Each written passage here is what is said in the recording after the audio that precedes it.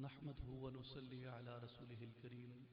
أما بعد فأعوذ بالله من الشيطان الرجيم بسم الله الرحمن الرحيم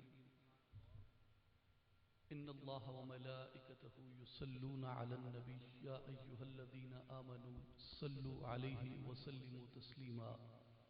الصلاة والسلام عليك يا سيدي يا رسول الله وعلى آلك وأصحابك يا حبيب الله يا محبوب الله یا محمد رسول اللہ صلی اللہ علیہ وآلہ وسلم۔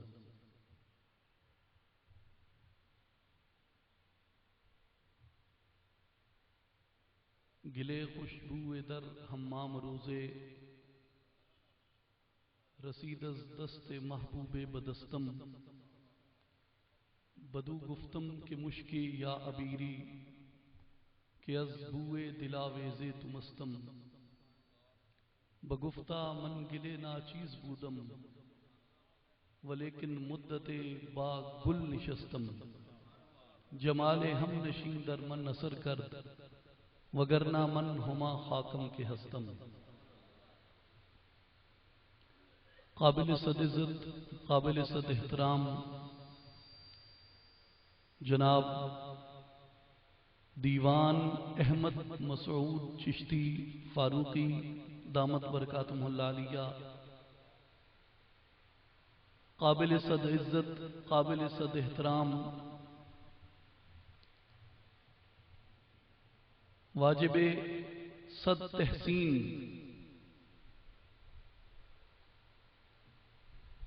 مشائخ اعظام علماء کرام اکابرین امت زعماء ملت بھائیوں بزرگوں اور ساتھیوں السلام علیکم ورحمۃ اللہ وبرکاتہ۔ میں سب سے پہلے تو قبلہ صاحبزادہ صاحب جو اس تقریب کے میزبان مکرم ہیں انہیں مبارکباد عرض کرنا چاہوں گا کہ انہوں نے واقعتاً اس دور کی اور اس عہد کی ضرورت کے مطابق اس پر وقار نشست کو تشکیل دیا اور مشائخ اور علماء کی ایک بہت خوبصورت کہکشاں یہاں پہ سجائی اور ان کا دلی طور پہ مشکور بھی ہوں کہ اس حقیر فقیر اور تقصیر ادنا انسان کو بھی انہوں نے اس عزت سے اس شرف سے نوازا۔ مجھے نہ تو کوئی دعوی علمی ہے اور نہ ہی ناچیز کوئی عالم ہے، کہا میرے جد امجد نے تھا، لیکن یہ صادق اس ناچیز پہ آتا ہے کہ نہ میں عالم نہ میں فاضل نہ مفتی نہ قاضی ہوں، انتہائی طالب علمانہ سی چند گزارشات عرض کروں گا۔ اور سچی بات یہ ہے کہ مجھ سے قبل جو صاحب نقابت نے ارشاد فرمایا اور ان سے قبل جو حضرت فاروقی صاحب نے سعید احمد فاروقی صاحب نے ارشاد فرمایا، یہ خالصتاً اصلاحی اور تربیتی نشست ہے، اصلاحی اور تربیتی نشست ہے، فکری نشست ہے۔ تو مجھے برادرم حضرت فردوسی صاحب نے جب حکم دیا یہاں حاضر ہونے کے لیے تو انہوں نے یہی ارشاد فرمایا کہ مشائخ اور علماء کی نشست ہوگی اور فکر کے اوپر نشست ہوگی، اور عہد حاضر میں جو امت مسلمہ کو شرق تا غرب جو مسائل درپیش ہیں اور پاکستان کے اندر جو مسائل درپیش ہیں اور بالخصوص اہل سنت جو امت محمدیہ صلی اللہ علیہ وآلہ وسلم میں سواد اعظم ہے، اس سواد اعظم کو جو عملی مشکلات درپیش ہیں ان کا تجزیہ اور اس کے حل کے لیے کیا تجاویز ہیں، ان کے اوپر بات ہوگی۔ تو یہ سواد اعظم دونوں اعتبار سے اپنے اندر جامعیت اور تکمیل رکھتا ہے، باعتبار علمی بھی اور باعتبار روحانی بھی۔ تو اس لیے جو سب سے پہلی ضرورت ہے وہ یہ ہے کہ اپنی اس مسند کا، اپنے اس جادے کا، اپنے اس تخت کا تجزیہ کیا جائے جس پہ سواد اعظم کے اہل علم اور سواد اعظم کے اہل مشاہدہ، اہل روحانیت جلوہ فرما ہوتے ہیں۔ اور ایک وقت تھا جس وقت میں یہ دو مسندیں، یہ دو جادے اور یہ دو تخت الگ الگ نہ تھے، الگ الگ نہ تھے۔ جو اس ملت کا اور اس امت کا علمی نگہبان ہوتا وہی اس کا روحانی نگہبان ہوتا، جو اس کا علمی رہنما ہوتا وہی اس کا روحانی رہنما ہوتا۔ تو آج جو یہ تقسیم ہے شیخ کی اور عالم کی، شیخ کی اور عالم کی، مشائخ کا اور علماء کا الگ الگ شمار کیا جانا، مشائخ اور علماء کو الگ الگ کاؤنٹ کیا جانا، مشائخ کو الگ کیٹیگری میں اور علماء کو الگ کیٹیگری میں رکھ کے پرکھا جانا، یہ خود اس سواد اعظم کی روایت کے خلاف ہے۔ یہ خود اس سواد اعظم کی روایت کے خلاف ہے کہ علماء کی کیٹیگری الگ کر دی جائے اور مشائخ کی کیٹیگری الگ کر دی جائے۔ فی الحقیقت شیخ ہوتا ہی وہ ہے جس کا سینہ اللہ کے قرآن اور نبی صلی اللہ علیہ وسلم کی سنت کے علم سے منور ہو چکا ہو، شیخ ہوتا ہی وہ ہے۔ اور عالم باعمل کہلاتا ہی وہ ہے کہ جس کو تزکیہ ظاہر کے ساتھ ساتھ تزکیہ باطنی بھی نصیب ہو چکا ہو۔ اس لیے یہ دو الگ مسندیں نہ تھیں، یہ دو الگ مسندیں باوجود بن گئیں۔ جب باوجود بنا دی گئیں، فی الحقیقت یہ دو الگ الگ مسندیں نہیں ہیں، فی الحقیقت یہ دونوں ایک ہی شخص کی مسانید ہیں۔ تو لہذا جو شیخ کا اور عالم کا فرق ہے، سب سے پہلے تو اسے ختم ہونا چاہیے۔ اور جو بات علامہ سعید احمد فاروقی صاحب نے فرمائی، ہمارا بھی یہی مطالبہ ہے، ہمارا بھی یہی مطالبہ ہے کہ جتنے بھی اہل مسند ہیں، جتنے بھی اہل طریقت ہیں، جتنے بھی اہل طریقت خانوادے ہیں، سجادگان ہیں، ان کے اوپر یہ فریضہ فی زمانہ فرض اول کے طور پہ نافذ ہوتا ہے کہ وہ اپنی اپنی خانقاہوں کے اوپر مدارس کو قائم کریں، وہاں علماء کو بٹھائیں، شیوخ حدیث کو، شیوخ فقہ و تفسیر کو، شیوخ قرآن کو وہاں پہ بٹھائیں، اور اس بات کو واضح کریں کہ اس امت کے یہ فکری نگہبان اپنے اندر یہ دونوں اہلیتیں رکھتے تھے۔ ناچیز کا ایک مقدمہ تھا کہ ایک صوفی کو کیسا ہونا چاہیے۔ سیرت غوث الثقلین، نجیب الطرفین، کریم اللبوین، محبوب سبحانی، قطب ربانی، السید الشیخ الشریف ابو محمد عبد القادر الجیلانی الحسنی الحسینی البغدادی رضی اللہ تعالیٰ عنہ کے کردار اور ان کی سیرت کی روشنی میں کہ ایک صوفی کو کیسے ہونا چاہیے اور ایک صوفی کا منصب کیا ہے۔ ایک صوفی کا منصب محض یہ نہیں ہے کہ صوفی صحرا نوردی کے اوپر مقرر ہوتا ہے، جسے علامہ اقبال رحمۃ اللہ علیہ فرماتے ہیں کہ گئے وہ ایام اب زمانہ نہیں ہے صحرا نوردیوں کا،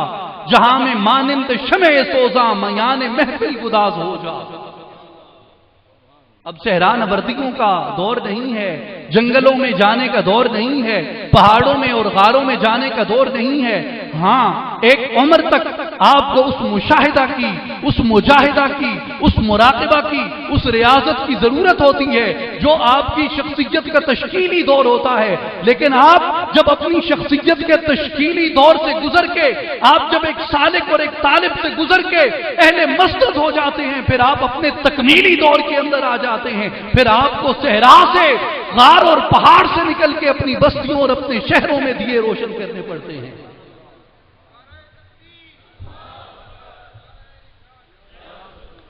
علم فقہ میں، علم حدیث میں، علم تفسیر میں سیدنا غوث الاعظم محی الدین عبد القادر الجیلانی رضی اللہ تعالیٰ عنہ کی ذات اقدس سے بڑھ کے ان کے زمانے میں اہل بغداد میں کوئی شیخ نہ تھا۔ امام ذہبی رحمت اللہ علیہ نے، امام ابن رجب حنبلی رحمت اللہ علیہ نے، امام جلال الدین سیوطی رحمت اللہ علیہ نے، حافظ ابن حجر اسقلانی رحمت اللہ علیہ نے، ملا علی قاری رحمت اللہ علیہ نے، شاہ عبد الحق محدث دہلوی رحمت اللہ علیہ نے، ان جمیع شیوخ حدیث نے اس بات کے اوپر اتفاق کیا ہے کہ جس عہد کے اندر، جس زمانہ کے اندر سیدنا غوث پاک رضی اللہ تعالیٰ عنہ بغداد کے اندر جلوہ فرما تھے، فقہ کے اندر، حدیث کے اندر، تفسیر کے اندر، منطق و فلسفہ و حکمت کے اندر، شعر و بلاغت و فصاحت کے اندر آپ کے علم کا کوئی ثانی اہل بغداد میں نہ تھا۔ اور وہ بغداد آج کا بغداد نہیں تھا۔ آج آپ کو جس طرح ایک قطار میں، ایک سٹریٹ کے اندر آپ کو آکسفورڈ نظر آتی ہے، اسی لین میں آپ کو کیمبرج نظر آتا ہے، اور اسی کیٹیگری کے اندر آپ کو جان ہاپکن، ہارورڈ یونیورسٹی، آپ کو ییل یونیورسٹی، جارج ٹاؤن یونیورسٹی اور ان کے بڑے بڑے آپ کو ایکڈیمیشنز، ان کے بڑے بڑے ماہرین تعلیم، ان کے بڑے بڑے ماہرین سائنس، ماہرین ریاضی، فلکیات آپ کو وہاں پہ بیٹھے نظر آتے ہیں۔ اس دور کا بغداد بالکل اسی طرح تھا جس طرح آج آپ کو ہارورڈ اور کیمبرج کی ایک قطار نظر آتی ہے۔ اس وقت جو دنیا بھر کے علوم کا مرکز تھا وہ قرطبہ اور بغداد کو سمجھا جاتا تھا، اور اس وقت کے بغداد کے اندر، اس وقت کے قرطبہ کے اندر یہ اہمیت علمی حاصل کر جانا یہ محض زور کرامت سے ممکن نہ تھا۔ اگر محض کرامت کی بات کی جائے تو صاحبان کرامت اس عہد میں قریہ موجود تھے۔ بلاد شام، بلاد حجاز، بلاد عرب، بلاد عراق، بلاد عجم، بلاد ہند، ان نظیم المرتبت صوفیاء، ان صاحبان کرامت و صاحبان خوارق سے بھرا ہوا تھا۔ اگر آپ فقہ میں دیکھیں تو اپنے دور کے اندر حضور غوث پاک رضی اللہ تعالیٰ عنہ آپ حنابلہ کے شیخ اور ان کے امام تھے، اور آپ کے بعد آپ ہی کے تلامذہ میں سے، آپ کے شاگردوں میں سے، آپ کے مدرسے کے فارغ التحصیل طلباء میں سے ابو الفتح بن المنہ وہ حنابلہ کے شیخ اور امام بنے حضور غوث پاک کے شاگرد تھے، اور آپ کو بڑی تعداد جو نظر آتی ہے فقہائے حنابلہ کی، ان میں بڑے بڑے عظیم المرتبت نام ہیں، موفق الدین ابن قدامہ الحنبلی المقدسی رحمۃ اللہ علیہ،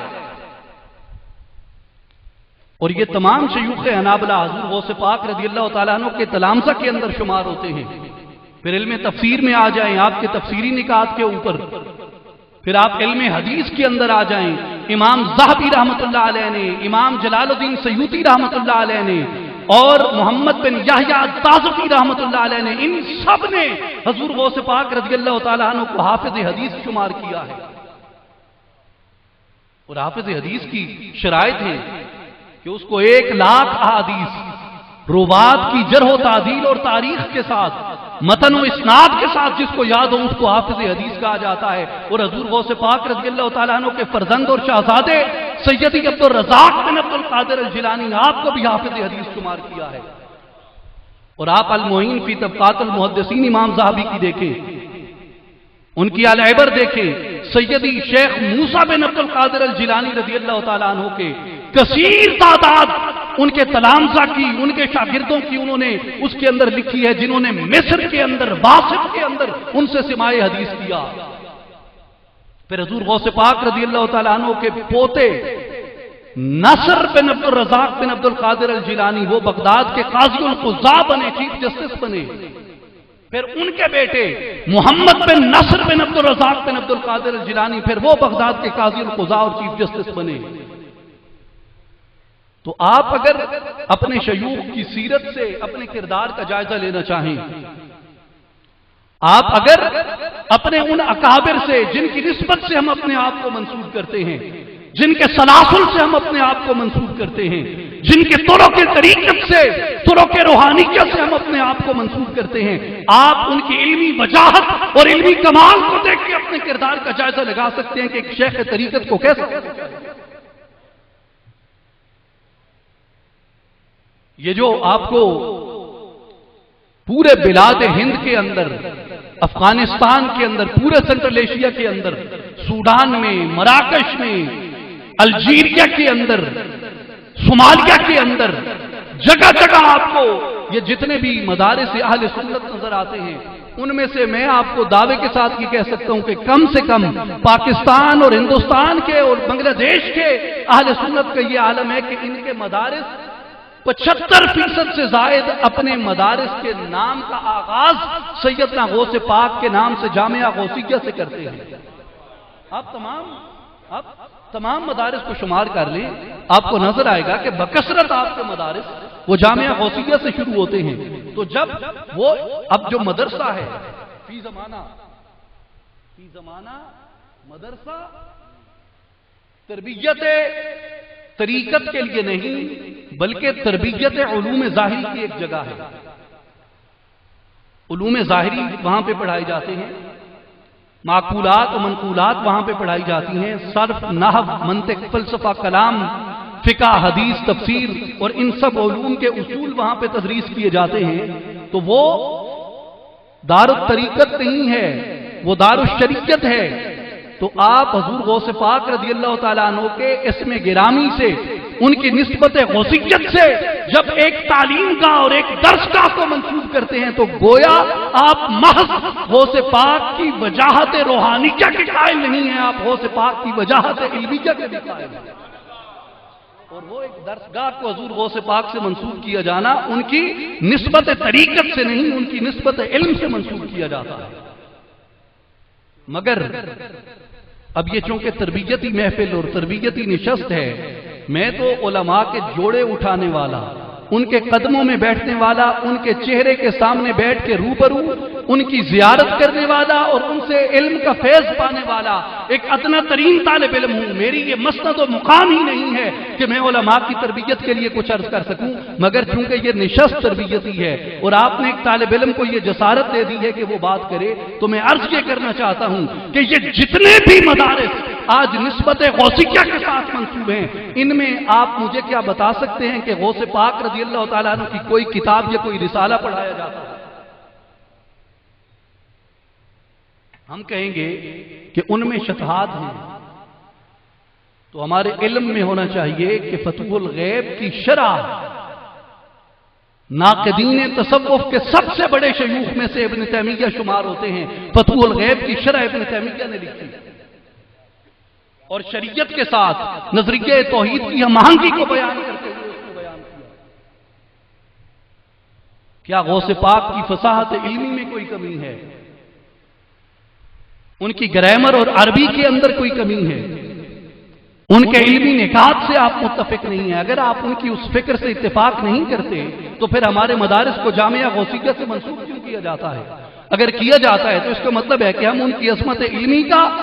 اور ان کے علمی ادراک کا اعتراف کرتے ہیں اور ان کے علمی حقائق کا اعتراف کرتے ہیں، اور جو مشاہدات، جو واقعات آپ نے بیان کیے، ہم ظاہراً باطناً ان کے اوپر ایمان لاتے ہیں اور یقین رکھتے ہیں۔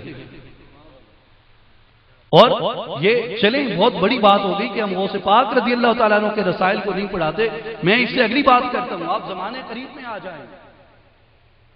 اولاً تو اہل سنت ایک ہی ہیں جو اہل سنت ہیں، پھر ان میں شوافے ہیں، مالکیہ ہیں، حنابلہ ہیں، احناف ہیں، اور آپ اگر چلے جائیں سوڈان کے اندر، صومالیہ کے اندر، میں عرض کرتا ہوں کہ سب سے بڑی کمی ہمارے درمیان رابطوں کی ہے، اور جو دوری ہے یہ بذات خود ایک غلط فہمی ہے۔ ہمیں ایک دوسرے کی قربت اختیار کرنی چاہیے، ایک دوسرے کے پاس بیٹھنا چاہیے۔ اختلاف ہوتا ہے، سنیں گے بھی، سنائیں گے بھی، सुनेंगे भी, सुनाएंगे भी, मगर जब उठेंगे तो एक दूसरे के हाथों और कंधों को बोसे देते हुए उठेंगे। इख्तिलाफ होता है। किसने मना किया है? किस इमाम, किस शेख ने इख्तिलाफ मना किया? आका ने फरमाया इख्तिलाफ तो मेरी उम्मत के लिए रहमत का झोंका होगा। उसकी हुदूद में इख्तिलाफ मना नहीं है, और इख्तिलाफ से एहतराम तर्क नहीं हो जाता। इख्तिलाफ से एहतराम तर्क नहीं हो जाता। हम एहतराम भी करेंगे एक दूसरे के हाथों और कंधों के और गर्दनों के बोसे भी लेंगे, पेशानियों के बोसे लेंगे, अज़राए अकीदत, अज़राए एहतराम, अज़राए मोहब्बत। मगर आप ये देखें कि ये तमाम जो बिलाद इस्लामिया है, इनमें आज भी मालिकिया, शाफिया, अहनाफ और हनाबला के अंदर जो बकसरत उलमा हैं और जो बकसरत उनके शयूख हैं, वो फिक्र रूहानी और यही अकीदा रखते हैं जो सहाबा किराम रिज़वानुल्लाह अलैहिम अजमाइन से लेके बज़रिया औलिया किराम इन खित्तों के अंदर फैला है। वो सब इसके ऊपर बकसरत यकीन रखते हैं, मगर चूंकि हमारे रवाबित की कमी है, बाहमी मेल जोल की कमी है, बाहमी उठने बैठने की कमी है, एक दूसरे को समझने की कमी है। सूडान का बकसरत यही अकीदा है, सोमालिया का बकसरत यही अकीदा है। और अगर आप वो कहते हैं कि तासुर है कि हर जगह पे इंजीनियरिंग करके वहां पे मदारिस की कसरत, और अगर एक वीराना भी है 70 मील शर्क, 70 मील गर्ब, 70 मील शुमारन और 70 मील जनूबन, कोई आबादी वहां पे नहीं है, मगर एक फंड के जरिए वहां पे कोई इमारत कायम कर दी गई है बनामे दीन, तो अगर ये गलत फहमी है तो दुनिया पाकिस्तान के मुतल्लिक भी यही समझती है कि यहां सवाद आजम नहीं रहा। माज राब्तों की कमी है। तो मैं अर्ज ये करना चाहता हूं कि ये तो गौसे पाक रज़ी अल्लाह तआला अन्हु की बात थी। आप जमाने करीब में आ जाएं, जो हिंदुस्तान में इख्तिलाफ हुआ आरा के अंदर, उसमें जमी औलियाए कामिलीन ने, जमी मशाइख ने, वो मदारिस के फारिग व तहसील थे या न थे, फारिग व तहसील थे या न थे, इल्म था या न था, पढ़े लिखे थे या न थे, उलमा से राब्ता कमजोर था या मजबूत था, जिस तरह का भी उनका राब्ता था, हिंदुस्तान बर्रे सगीर के जमी मशाइख ने, हिंदुस्तान बर्रे सगीर की जमी खानकाहों ने, इल्म था भी तो भी, इल्म न था तो भी, उलमा से राब्ता था तो भी, राब्ता न था तो भी, तमाम खानकाहों ने बिल इत्तेफाक और बिल इजमा आला हजरत फाजिल बरेलवी रहमतुल्लाह अलैह का साथ दिया, और एक भी खानका उनके अकीदे से मुनहरिफ नहीं हुई, एक भी खानका उनके अकीदे से मुनहरिफ नहीं हुई। जमी खानकाहें उनके पीछे खड़ी थी, आज भी खड़ी हैं, उस अकीदे की मुहाफिज बन के उनको अपनी फिक्र का रहबर तस्लीम करते हुए, उसी तरह जिस तरह मुअतज़िला के मुकाबले में इमाम अबुल हसन अशरी रहमतुल्लाह अलैह खड़े हो गए थे, इस अहद के मुअतज़िला के सामने आला हजरत खड़े हो गए थे, और तमाम खानकाहें उनकी पुष्ट पे थी। मगर मैं पूछना ये चाहता हूं कि ये जमी मदारिस जो फिक्रे रजा पे खड़े हैं, जो फिक्रे आला हजरत पे खड़े हैं, हमने इनमें कितने मदारिस में आला हजरत के रसाइल पढ़ाए, कितने मदारिस में आला हजरत रहमतुल्लाह अलैह की किताब बतौर दरसी कुतब के पढ़ाई जाती हैं, और क्या उनकी फिक़ह में कोई कमी है, उनके तफक्कुह में कोई कमी है, उनकी फसाहत में कोई कमी है, उनके बयान में कोई कमी है। एक जानिब हम उनकी फिक्र के मुहाफिज बन के खड़े हैं, और दूसरी जानिब हमारे तुलबा का अफकार आला हजरत से बराह रास्त कोई रिश्ता और ताल्लुक भी नहीं है। जब एक तालिब इल्म को इख्तिलाफ का मामला ही पता नहीं, इख्तिलाफ का उसूल ही पता नहीं, अकीदे के अंदर आला हजरत रहमतुल्लाह अलैह का मुअक्किफ सबकन अपने असातिज़ा से, अपने शयूख से जिसने पढ़ा ही नहीं, वो फिक्रे रजा के ऊपर अपने तवक्कुल पे खड़ा होता है, अपने तकवा पे खड़ा होता है, अपनी कमिटमेंट पे खड़ा होता है, मगर ये शयूख का फरीज़ा बनता है कि उसका ताल्लुक फिक्रे रजा के साथ, वो उस किताब और उसके तारुफ और उसकी फ़क़ाहत के साथ और उसके तदब्बुर के साथ और उसके तफक्कुर के साथ और उसके अंदर उसकी बसीरत के साथ पैदा किया जाए, ताकि उसके अंदर कोई इल्तिबास और कोई कंफ्यूजन बाकी न रहे। इसलिए जहां एक जानिब ہمارا رشتہ و تعلق اپنی اس روایت قدیم سے منقطع ہو رہا ہے، وہیں ہمارا تعلق اپنی روایت جدید سے بھی منقطع ہو رہا ہے۔ تو یہ ضرورت ہے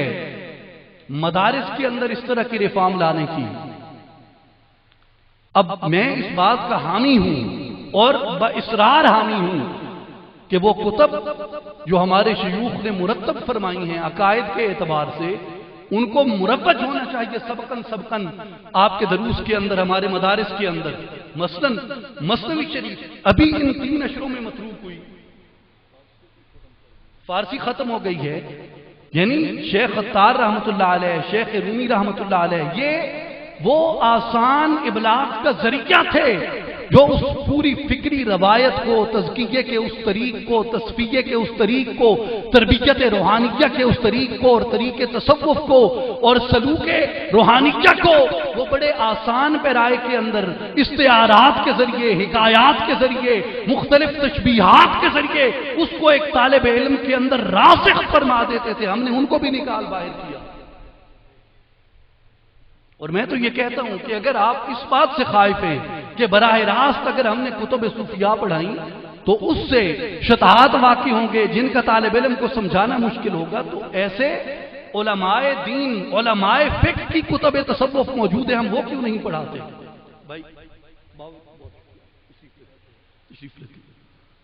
ہمیں وہ پڑھانی چاہیے۔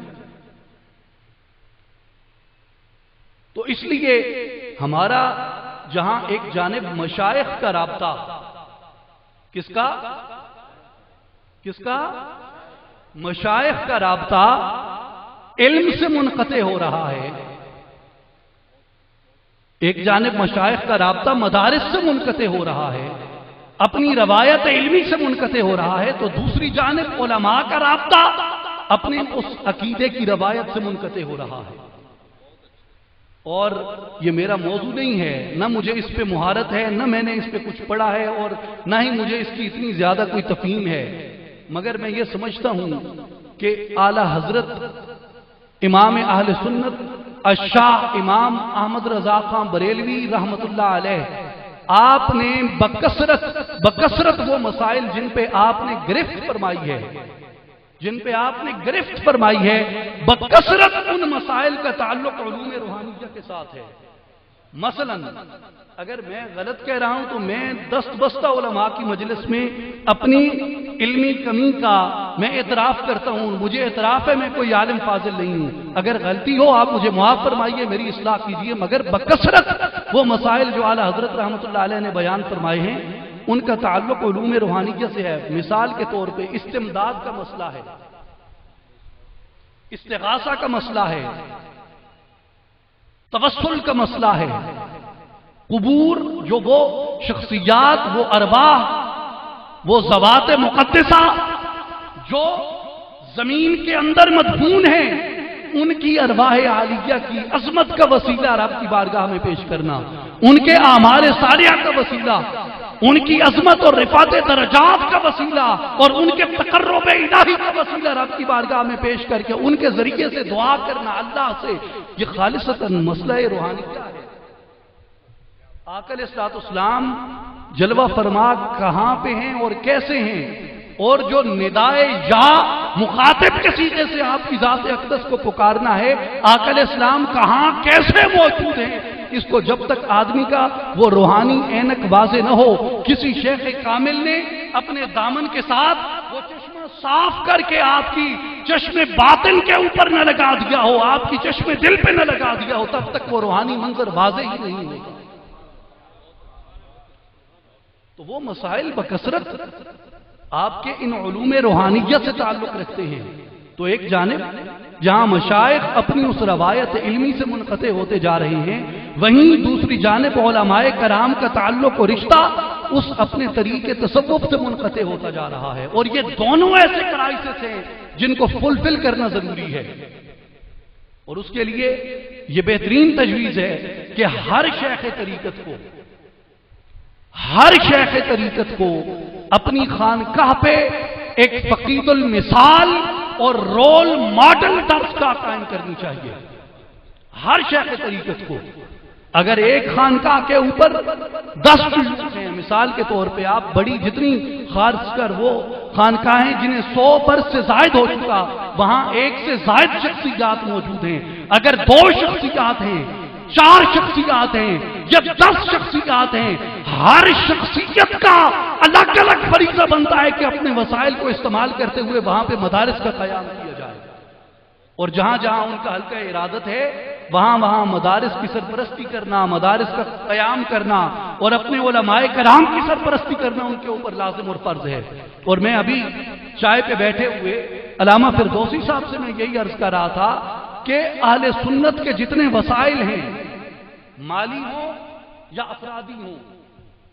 مالی یا افرادی، ان تمام وسائل کا تعلق مشائخ سے ہے، اور وہ مشائخ کے دست تصرف میں ہیں۔ اور یہ وقت نہیں ہے اور یہ شاید مناسب فورم بھی نہیں ہے اس اوپن بحث کے لیے کہ دیگر جتنے بھی مسالک ہیں، ان سب کے افرادی و مالی وسائل ان کے علماء اور تحریکوں کے پاس ہیں، مگر واحد اہل سنت ہیں چونکہ ان کی عوام اپنے شیوخ سے نسبتوں کی وجہ سے محبت کرتی ہے، اس لیے اس مسلک کے حق اہل سنت کے تمام وسائل مشائخ کے پاس ہیں، تو مشائخ کا فریضہ بنتا ہے کہ اپنے ان وسائل کو وہ فروغ علمی کے لیے استعمال کریں اور علماء کرام کی سرپرستی کریں۔ اور آج حالت یہ ہے، آج یہ ہمارے سوچنے کا مقام ہے، آج حالت یہ ہے کہ ہمارے اکابر، ہمارے بڑے بڑے علماء، یہ لفظوں کی لجاجت کی بات صاحب نقابت فرما رہے تھے، مجھے اتفاق ہے اس سے، شیوخ کی تو اپنی سیاسی مصلحتیں انہوں نے پیدا کر رکھی ہیں جن کے کہ وہ محتاج نہیں ہیں، وہ بالکل آپ نے اسرار رموز کی درست روایت کا کیا۔ شیخ نے اپنے خط میں جو انہیں لکھ کے بھیجا تھا وہ ان کے الفاظ علامہ اقبال فرماتے ہیں کہ بازدار ای عامل بد گوہرے ورنہ بخشم ملک بعد بھی کرے۔ انہوں نے کہا کہ اس اپنے بد کردار، بد کماش عامل جس نے میرے فقیر، میرے درویش پہ لاٹھی چلائی ہے، اس کو لگام دے کے رکھ، ورنہ بخشم ملک تو بادی کرے، ورنہ میں تیرا ملک کسی اور کو عطا کر دوں گا، تیری مملکت میں کسی اور کو عطا کر دوں گا۔ فقیری تو نام ہی بے نیازی کا ہے،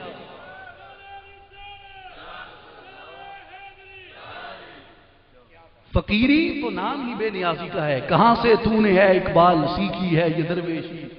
کہ چرچا بادشاہوں میں ہے تیری بے نیازی کا۔ فقر تو نام ہی درویشی کا ہے، درویشی تو نام ہی بے نیازی کا ہے۔ درویشی بے نیازی سے شروع ہوتی ہے، اس لیے کہ درویش کس کا دوست ہوتا ہے؟ درویش کس کا دوست ہوتا ہے؟ اللہ کا۔ تو اللہ کی وہ سبحانہ و تعالی کی وہ عظیم صفات جن سے بندہ اپنے آپ کو متصف کر سکتا ہے، اللہ کے دوست کی خوشی اس میں ہوتی ہے کہ میں اپنے خالق کی ان صفات کو اپنے اوپر طاری کر لوں۔ اگر وہ سخی ہے تو میں نے بچا کے کچھ نہیں رکھنا، جس طرح وہ اپنی مخلوق میں بانٹتا ہے مجھے بھی اس کی مخلوق میں بانٹنا ہے۔ وہ کریم ہے، وہ اپنی مخلوق پہ کرم کر کے خوش ہوتا ہے تو مجھے بھی اس کی مخلوق پہ کرم کر کے خوش ہونا ہے، وہ صفت کریم سے متصف ہو جاتا ہے۔ اور کہا کہ وہ صمد ہے، وہ بے نیاز ہے، اس کی بے نیازی کی حد نہیں ہے۔ میرے مولا میں تجھ سے تیری اس بے نیازی کی خیرات چاہتا ہوں، جس طرح تو اہل دنیا سے بے نیاز ہو جاتا ہے، مجھے یہ توفیق دے دے جو تجھ سے منہ موڑ لے میں بھی ان سے بے نیاز ہو جاؤں، میں بھی ان سے بے نیاز ہو جاؤں جو تجھ سے منہ موڑ لیتے ہیں، جو تیری بندگی نہیں کرتے میں بھی ان کا بندہ نہیں،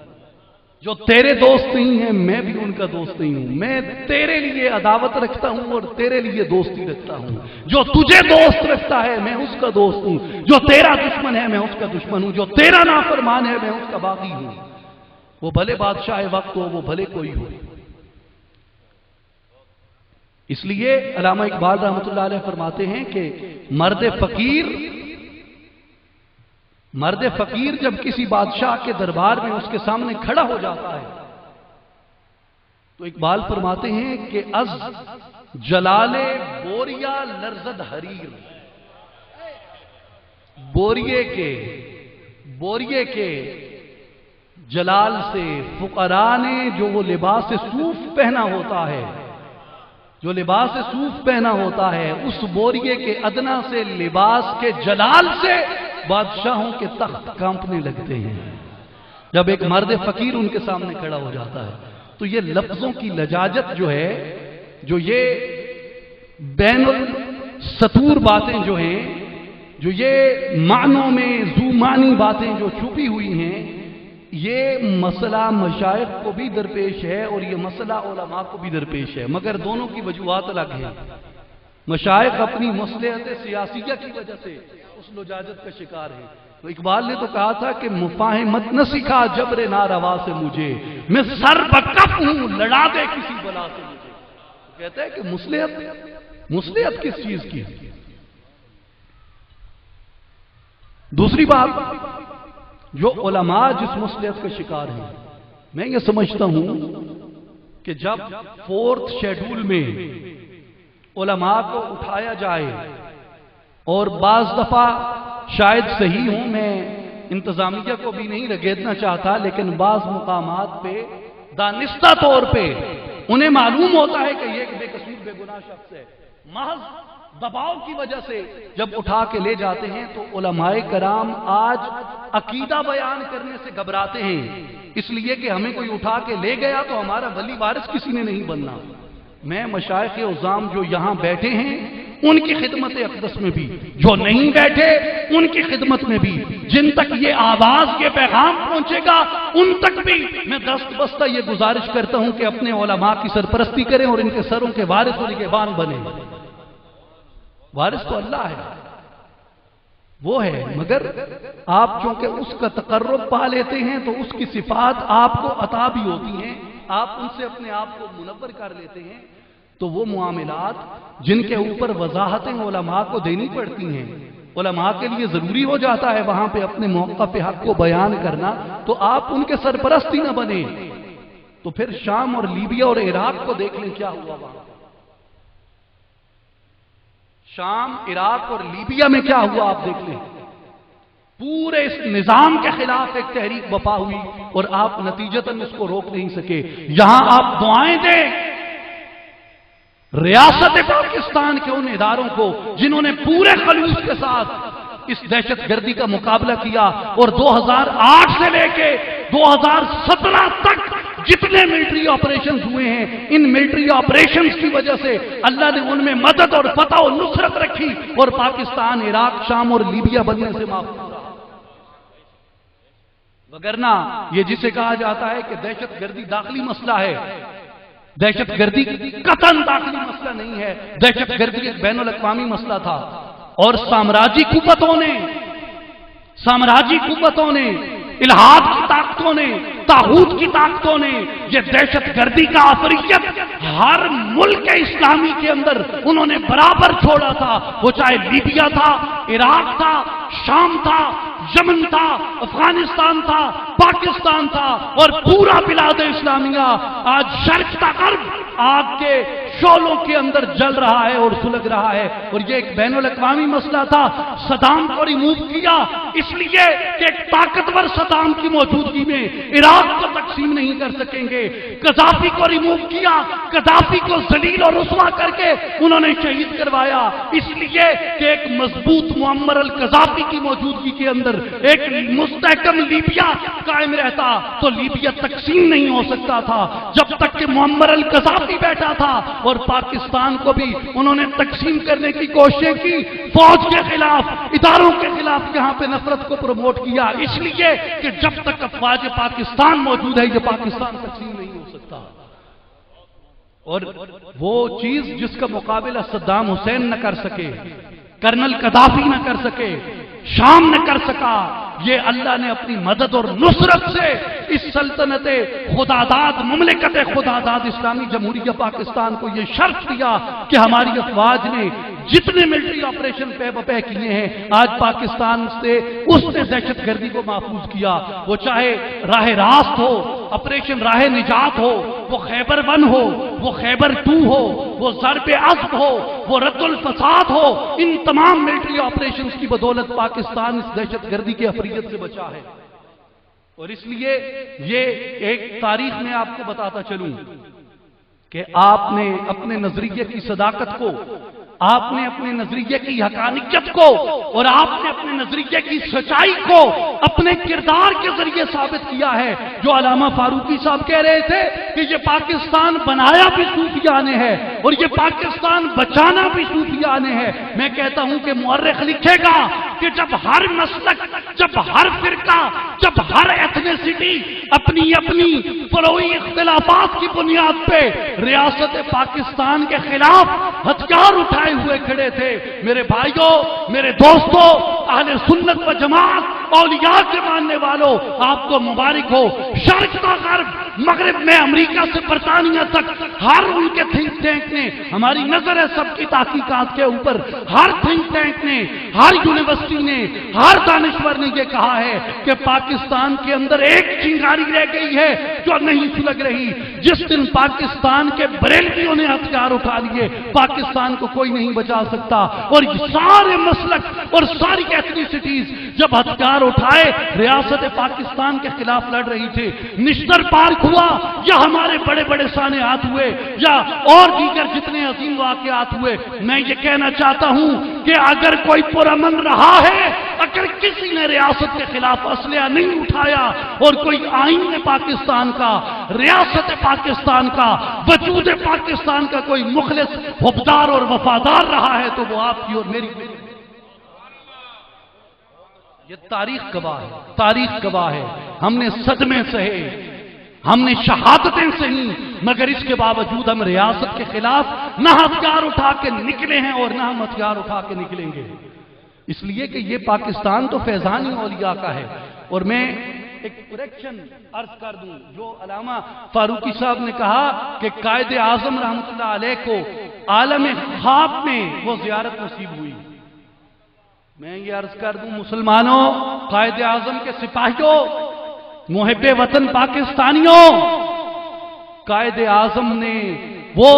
شخصیت ہیں، قائد اعظم وہ ذات مقدس ہیں، میں آپ کو کیا بتاؤں کہ جو احسان آقا علیہ السلام نے جلال الدین سیوطی رحمت اللہ علیہ پہ فرمایا تھا، وہی احسان آقا علیہ السلام نے محمد علی جناح پہ کیا ہے، اور وہ واقعہ عالم خواب کا نہیں، عالم بیداری کا ہے۔ وہ واقعہ قائد اعظم کا عالم خواب کا نہیں، عالم بیداری کا ہے۔ قائد اعظم کہتے ہیں کہ I felt an extraordinary presence in my room، میں نے ایک غیر معمولی حضوری کو، میں نے ایک غیر معمولی آمد کو، میں نے ایک غیر معمولی شخصیت کی موجودگی کو محسوس کیا۔ اور وہ کہتے ہیں کہ میں پہلے سویا ہوا تھا، میرا بستر ہلا، پھر میں اٹھ بیٹھا، پھر فرماتے ہیں کہ پھر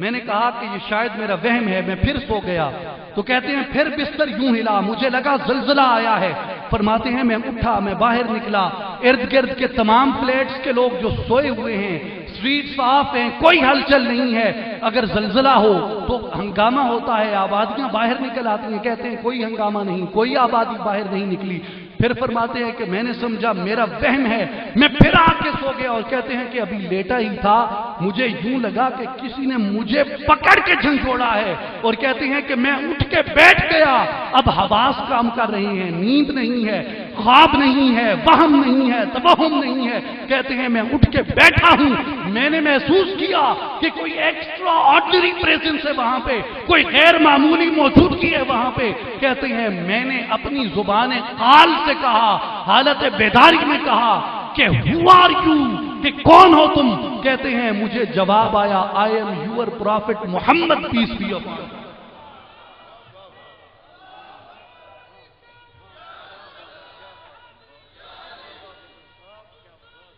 یہ واقعہ عالم خواب کا نہیں، عالم حقیقت کا ہے۔ تو پھر قائد اعظم کہتے ہیں کہ جب مجھے یہ حکم ہوا کہ I am your prophet محمد صلی اللہ علیہ وسلم، تو قائد اعظم کہتے ہیں کہ میں نے سر جھکا لیا اور میں نے اتنا کہا کہ یس مائی لارڈ، میرے آقا کیا حکم ہے؟ تو فرماتے ہیں کہ آقا علیہ السلام نے فرمایا کہ محمد Ali Jinnah you are urgently, آقا نے فرمایا کہ تم فوری طور پہ مطلوب ہو مسلمانان ہند کی رہنمائی کے لیے. اور قائد اعظم فرماتے ہیں کہ حضور نے آخری الفاظ یہ فرمائے کہ Jinnah go over there I am with you. حضور نے فرمایا کہ جناح چلے جاؤ وہاں پہ، میں تمہارے ساتھ ہوں. چلے جاؤ تم، میں تمہارے ساتھ ہوں. اور آپ نے دیکھا جو سعیدی صاحب فاروقی صاحب، میں ہمیشہ یہ مغالطہ کھا جاتے ہیں، یہ دونوں ملتان سے ہیں، ایک فاروق خان سعیدی ہیں اور ایک سعید احمد فاروقی ہیں، تو میں کبھی ان کو ان سے کبھی ان کو ان سے. تو فاروقی صاحب جو فرما رہے تھے کہ قائد اعظم کے سامنے کوئی عام طاقتیں نہیں کھڑی تھیں، جتنے فیوڈل لارڈز تھے یہاں کے وہ سب کانگریس کے ساتھ کھڑے تھے. اور آپ سوچ سکتے ہیں جن کو انگریز نے بنایا، جن کو انگریز نے ریاستیں دی، جن کو انگریز نے سلطنتیں دی، جن کو انگریز نے بڑے بڑے اعزازات اور تمغے دیے تھے، وہ انگریز سے کیسے بے وفائی کر سکتے تھے؟ اور لارڈ ماؤنٹ بیٹن وہ چونکہ جنگ سے شکست ہار کے آیا تھا محض اس لیے کہ وہ بادشاہ کا کزن تھا، ان کا رشتہ دار تھا، اس کو انہوں نے یہاں پہ بھیجا اور وہ یہ چاہتا تھا. لارڈ ماؤنٹ بیٹن کے اپنے الفاظ ہیں، بی بی سی کی ڈاکیومنٹری اس کے اوپر بنی ہوئی انٹرنیٹ پہ موجود ہے، یوٹیوب پہ ہے، اس کا سارا ریٹن ڈیٹا کتابوں کے اندر ان کے ریفرنسز موجود ہیں. ماؤنٹ بیٹن نے کئی جگہ پر یہ انٹرویو دیا کہ مجھے یہ ڈیوٹی یا ذمہ داری دی گئی تھی کہ کسی بھی طرح ہندوستان کو تقسیم ہونے سے بچا لو. اور کہتا ہے کہ اگر میں ہندوستان کو تقسیم ہونے سے بچا لیتا تو مجھے صرف انڈیا کا گورنر جنرل بننے کا اعزاز نہ ملتا. ماؤنٹ بیٹن کہتا ہے کہ مجھے یونائٹڈ انڈیا کے گورنر جنرل بننے کا اعزاز ملتا. اور قائد اعظم کو کہا گیا کہ اگر تم ماؤنٹ بیٹن کو اپنا پہلا گورنر جنرل بنا لو تو ہم پاکستان کی فوجی مدد بھی بڑھا دیں گے، یہ بھی کر دیں گے، وہ بھی کر دیں گے. قائد اعظم رحمت اللہ علیہ نے کہا کہ میں نے جس سامراج کے خلاف جہاد کیا، جس کے خلاف میں نے لڑائی کی، اگر اسی کے آدمی کو میں پھر اپنا گورنر جنرل بنا لیتا ہوں تو پھر پاکستان کی آزادی مشکوک ہو جاتی ہے. تو اس لیے اور قائد اعظم کا آپ جذبہ دیکھیں، قائد اعظم کی جو بیوی تھی وہ ایک پارسی تھی، مگر قائد اعظم نے ان کو مسلمان کر کے ان سے شادی کی. اور قائد اعظم کی بیٹی انہوں نے کہا کہ میں نے ایک پارسی سے شادی کرنی ہے. قائد اعظم نے انہیں کہا کہ دیکھو تمہارے باپ کو لوگ مسلمان آنے ہند کا قائد اعظم کہتے ہیں، لوگ مجھے کیا کہیں گے کہ مسلمانوں کے قائد اعظم کی اپنی بیٹی وہ ایک پارسی سے بیائی ہوئی ہے. لیکن بیٹی نے ضد کی تو قائد اعظم نے کہا کہ ٹھیک ہے، اگر تم جانا چاہتی ہو اس کے ساتھ تو اس میں سے اور باپ میں سے ایک کا انتخاب کر لو، جس کو چنے گی اسی کے ساتھ رہو گی، پھر دوسرے کی طرف پلٹ کے نہیں دیکھو گی. اس نے خامد کا انتخاب کیا. قائد اعظم نے مرتے دم تک اس کے بعد اپنی بیٹی، قائد اعظم کی نواسی پیدا ہوئی، قائد اعظم کی نواسی پیدا ہوئی. بیٹی نے پیغام بھجوایا کہ میں چاہتی ہوں کہ نواسی اپنے نانا کو دیکھے. اب ایک بات تھی کہ کسی طریقے قائد اعظم میرے گھر آ جائیں. اس نے کہا میں چاہتی ہوں کہ نواسی اپنے نانا کو دیکھ لے. تو قائد اعظم نے کہا کہ میں یہ مناسب نہیں سمجھتا کہ میں تمہیں وزٹ کرنے آؤں یا تم مجھے وزٹ کرنے آؤ. اپنے کسی نوکر کے ہاں میری نواسی کو بھجوا دو، میں اس کو اپنے گھر میں دیکھوں گا. جب وہ لے کے آئے تو قائد اعظم نے اپنی نواسی کو جو تحفہ دیا انہوں نے اپنا چیک کاٹ کے دیا. اس کے اوپر انہوں نے چیک کے اوپر اسے اس کے نام سے نہیں پکارا جو ان کی بیٹی کا نام تھا، بلکہ مسز کباڈیا لکھ کے دیا جو اس کے شوہر کا نام تھا. اور قائد اعظم نے کہا کہ یہ چیک میں نے کباڈیا کی بیٹی کو دیا ہے، میں نے اپنی نواسی کو نہیں دیا ہے یہ چیک. اس لیے قائد اعظم کا وہ جذبہ آج کوئی اپنی بیٹی کو چھوڑ سکتا ہے دین کے لیے؟ دین کی خاطر، اپنے نظریے کی خاطر، اپنی فکر کی خاطر، اپنی کمٹمنٹ کی خاطر. آج جب بڑے سے بڑا دنیا دار تو کیا بڑے سے بڑا دیندار نہیں چھوڑ سکتا؟ خدا کے بندو، یہ محمد علی جناح تھا جس نے محمد عربی کے دین کے اوپر اپنی اولاد کو بھی قربان کر دیا. اس لیے ہمارا جو رشتہ و تعلق ہے پاکستان کے ساتھ، پاکستان ہماری سیاسی نہیں، ہماری پولیٹیکل نہیں، ہماری جغرافیائی نہیں، پاکستان ہماری نظریاتی، روحانی اور مذہبی کمٹمنٹ ہے. اور پاکستان سے ہمارا عہد وفا محمد رسول اللہ کے دین کے نام کے اوپر ہے. اس لیے آپ اور میں، یہ مشائخ، یہ صوفیاء، یہ اولیاء کے آستانے اور گھرانے اس پاکستان کی فکری اساس کے پاسبان تھے، پاکستان کی فکری سرحدوں کے پاسبان تھے، اور ہمیں یہ پاسبانی کرنی ہے، اور یہ ہماری کمٹمنٹ جو ہے اس کے ساتھ یہ لا الہ الا اللہ محمد الرسول اللہ کے نام پہ ہے۔ اور تاریخ لکھے گی کہ جب ہر شخص اپنی ایتھنیسٹی کے لیے، اپنی صوبائیت کے لیے، اپنی لسانیت کے لیے اور اپنی فرقہ وارانہ جنگ کے لیے یہاں ریاست پاکستان کے خلاف، مدینہ ثانی کے خلاف اپنے ہتھیار اٹھائے کھڑا تھا، اس وقت اولیاء کے ماننے والے تھے جو اس پاکستان کے محافظ اور امین بن کے کھڑے تھے۔ میں اس لیے بسد ادب یہ گزارش کرنا چاہتا ہوں کہ ہمیں اپنے کردار پہ مطمئن رہنا چاہیے، اپالوجیٹک نہیں ہونا چاہیے، معذرت خواہانہ نہیں ہونا چاہیے۔ جو ہم نے کردار ادا کیا وہ تاریخی ہے، جو ہم نے کردار ادا کیا وہ تاریخی کردار ہے، تاریخ اس کی گواہ ہے، مورخ اس کا گواہ ہے، مورخ اس کا شاہد ہے، تاریخ اس کا ایویڈنس دیتی ہے۔ اس لیے ہمیں اپالوجیٹک نہیں ہونا چاہیے۔ اور دوسری بات، یہ ملک ہمارا تھا، ہم نے بنایا ہے، اور ہم ہی اس کے وفادار رہیں گے، ہمیں اس کی محافظت کا پہرا دینا ہوگا۔ اور تیسری بات کہ آج جو یہ تفریق ہے علماء و مشائخ کے درمیان،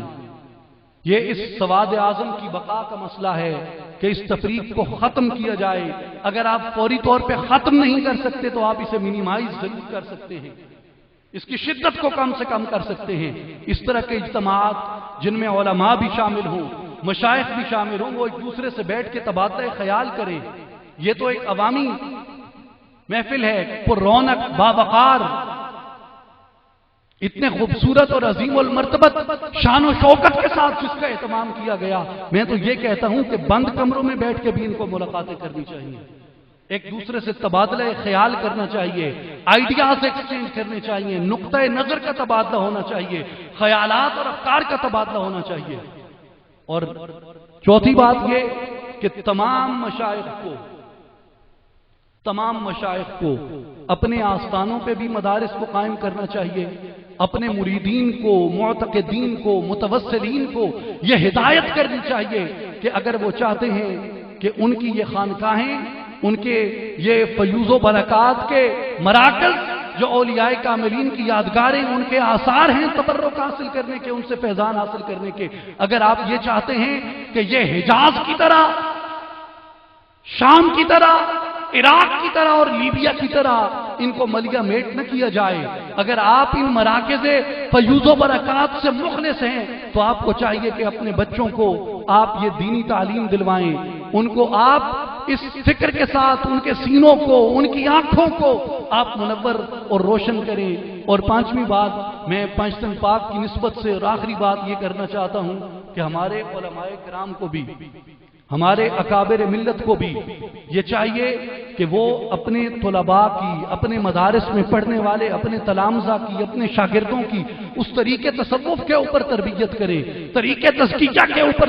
ان کی تربیت کریں، طریقے روحانیہ کے اوپر ان کی تربیت کریں، تاکہ ان کے وجود کے اندر وہ عزم پیدا ہو، وہ استقلال پیدا ہو، وہ صبر پیدا ہو، وہ استقامت پیدا ہو، وہ جہد پیدا ہو، وہ ریاضت کا، اطاعت کا، عبادت کا شوق پیدا ہو، وہ ذکر خدا کا، ذکر محبوب کے خدا کا، وہ ان کے اندر وہ وجدان پیدا ہونا چاہیے، ذوق پیدا ہونا چاہیے، شوق پیدا ہونا چاہیے، اس کا لطف ان کے اندر وہ پیدا ہو، اور جب وہ کہیں نکلیں تو وہ اپنے آپ کو قرآن کی اس عملی پیکر کے اندر، احادیث مبارکہ کے اس عملی پیکر کے اندر اس کی روحانیت کو اپنے چہروں پہ سجا کے چلیں کہ جہاں سے گزر جائیں لوگ ان کو کہیں کہ یہ مجدد الفسانی کا غلام جا رہا ہے۔ اس لیے آپ کوئی اور کتاب نہیں پڑھانا چاہتے تو مکتوبات شریف میں تو شطحات نہیں ہے، مکتوبات ہی پڑھا دیں، کشف المعجوب میں تو شطحات نہیں ہے، کشف المعجوب پڑھا دیں، صدیوں تلک مثنوی شریف مروج رہی ہے، مثنوی شریف ہی پڑھا دیں، مگر کچھ نہ کچھ تو ان کے اندر یہ ذوق اور یہ شوق ہونا چاہیے کہ وہ اپنے اکابر کی فکر کا دفاع کر سکیں، وہ اپنے اکابر کے خیالات سے واقفیت رکھتے ہوں، اپنے اکابر کے خیالات کا تدبر اور تفکر ان کو میسر اور نصیب ہو۔ اور میں آخر میں ایک بار پھر قبلہ صاحبزادہ صاحب کا دلی طور پہ شکریہ ادا کرتا ہوں کہ انہوں نے اس ناچیز پہ اتنی عنایت فرمائی،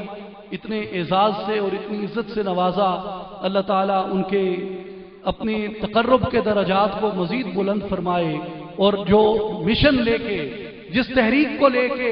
آپ آگے بڑھ رہے ہیں، میں اللہ تعالیٰ کے حضور دعا گو ہوں کہ اللہ تعالیٰ اس مشن کے اندر برکت نازل فرمائے، اس تحریک کے اندر برکت نازل فرمائے، اور اس میں اپنی مدد اور نصرت کو شامل فرمائے، اور اس قافلے کو کامیابیوں سے ہمکنار فرمائے۔ میں حضرت علامہ اقبال رحمۃ اللہ علیہ کے انہی کلمات کے ساتھ اجازت چاہوں گا کہ دنیا کو ہے پھر مار کا روح و بدن پیش، تہذیب نے پھر اپنے درندوں کو ابھارا، اللہ کو پا مردیے مومن پہ بھروسہ، ابلیس کو یورپ کی مشینوں کا سہارا، دین ہاتھ سے دے کر اگر آزاد ہو ملت، ہے ایسی تجارت میں مسلمان کا خسارہ، غیرت ہے بڑی چیز جہان تگ و دو میں، پہناتی ہے درویش کو تاجے سرے دارا۔ اور اقبال کہتے ہیں کہ ابلیس اپنے سیاسی فرزندوں کو پیغام دیتے ہوئے کہتا ہے کہ افغانیوں کی غیرت دین کا ہے یہ علاج، ملا کو ان کے کوہ و دمن سے نکال دو، فکر عرب کو دیکھے فرنگی تخیلات، اسلام کو حجاز و یمن سے نکال دو، اقبال کے نفس سے ہے لالے کی آگ تیز، ایسے غزل سرا کو چمن سے نکال دو، اہل حرم سے ان کی روایات چھین لو، آہو کو مرغزارے وطن سے نکال دو، یہ باککش جو موت سے ڈرتا نہیں ذرا، روح محمد اس کے بدن سے نکال دو۔ مگر ہم انشاءاللہ روح محمد کے محافظ ہیں، اپنی اسلامی روحانی اساس کے محافظ ہیں، اور اس سلطنت پاکستان کے محافظ ہیں، اور یہی قافلہ کامیابیوں سے ہمکنار ہوگا۔ اللہ تعالی عمل کی توفیق عطا فرمائے۔ وآخر دعوانا ان الحمد للہ رب العالمین۔